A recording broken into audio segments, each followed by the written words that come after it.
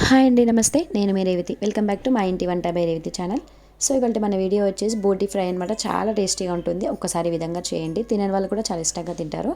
ముందుగా బోటీని కుక్కర్లో వేసుకొని ఒక 3 విజిల్స్ వచ్చేంత వరకు ఉడికించుకోండి. సో ఉడికించుకున్నాక దీంట్లోకి ఒక మీడియం సైజ్ ఆనియన్ వేసి ఇలా బాగా పిసుకుతూ బాగా క్లీన్ చేసుకోవాలన్నమాట దీన్ని. సో మనకి బోటి అనేది మంచిగా క్లీన్ అయిపోతుంది. సో ఇలా బాగా క్లీన్ చేసుకొని నీళ్ళు మొత్తం వంపేసి పక్కకు పెట్టేసుకోండి.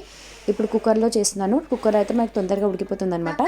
స్టవ్ ఆన్ చేసుకొని కుక్కర్ పెట్టుకొని దీంట్లోకి ఒక 2 టేబుల్ స్పూన్ల వరకు ఆయిల్ వేసుకొని ఒక మీడియం సైజు ఆనియన్, ఒక 2 పచ్చిమిర్చి వేసుకొని ఆనియన్ మంచి ఇలా గోల్డ్ కలర్ వచ్చేంత వరకు బాగా ఫ్రై చేసుకున్నాక కొద్దిగా అల్లం వెల్లుల్లి పేస్ట్, కొద్దిగా పసుపు కూడా వేసేసి బాగా మగ్గించుకొని దీంట్లోకి మనము కడిగి పెట్టుకున్న బోటీని కూడా వేసేసుకోండి. ఆనియన్స్ని కూడా అలాగే వేసేసుకోవాలన్నమాట, పాడేయొద్దు. సో ఇప్పుడు దీన్ని ఒకసారి బాగా మిక్స్ చేసుకొని బాగా మగ్గించుకోవాలన్నమాట. ఇలా బాగా మగ్గిన తర్వాత దీంట్లోకి రుచికి తగ్గట్టు ఉప్పు కూడా వేసేసి ఒకసారి మూత పెట్టి బాగా ఉడికించుకోండి. చాలా బాగా ఉడికిన తర్వాత ఇప్పుడు రుచికి తగ్గట్టు కారం కూడా వేసేసి బాగా మిక్స్ చేసుకొని ఈ కారం మంచిగా పట్టేటట్టు మూత పెట్టేసుకొని బాగా మగ్గించుకోండి. ఒక 10 మినిట్స్ వరకు బాగా మగ్గించుకున్న తర్వాత దీంట్లో ఒక మీడియం సైజ్ టమాటాని కూడా వేసేసి బాగా మిక్స్ చేసుకోండి. టమాటా మగ్గేంత వరకు బాగా మగ్గించుకోవాలన్నమాట. సో మనకి అప్పుడే టేస్ట్ అనేది బాగుంటుంది.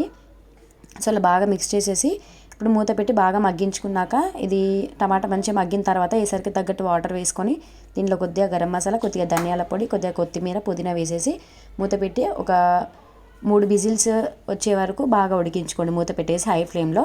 సో ఇలా మూత పెట్టేసి ఉడికించుకుంటే మనకి ఎంతో టేస్టీగా ఉండే బోటి ఫ్రై అయితే రెడీ అయిపోయిందండి. సో ఇక్కడ నేను విజిల్ ఓపెన్ చేసి చూస్తున్నాను, చూడండి మన ఫ్రై అనేది ఎంత బాగా అయిందో. చాలా టేస్టీగా ఉంటుంది. ఒక్కసారి ఈ విధంగా ట్రై చేసి మీ పిల్లలకి, మీ ఇంట్లో వాళ్ళకి పెట్టండి, చాలా ఇష్టంగా తింటారు. ఇది మనకు వచ్చేసి రైస్లోకి, చపాతీలోకి, రోటీలోకి, దేంట్లోకైనా చాలా చాలా టేస్టీగా ఉంటుందండి. ఒకసారి ఈ విధంగా ట్రై చేయండి. వీడియో నచ్చితే లైక్ చేసి మీ ఫ్రెండ్స్ అండ్ రిలేటివ్స్తో షేర్ చేసుకోండి. సో మీరు మీ ఇంట్లో ఎప్పుడు ట్రై చేసి మీకు ఎలా వచ్చిందో ఫీడ్బ్యాక్ని నా కామెంట్ సెక్షన్లో షేర్ చేసుకోండి.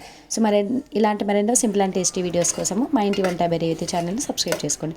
మీరు ఎవరైనా కొత్తగా నా ఛానల్ని చూస్తుంటే కూడా ప్లీజ్ సబ్స్క్రైబ్ చేసుకోండి. ఇలాంటి మరెన్నో వీడియోస్ కోసం మీ ముందుకు వస్తూ ఉంటాను.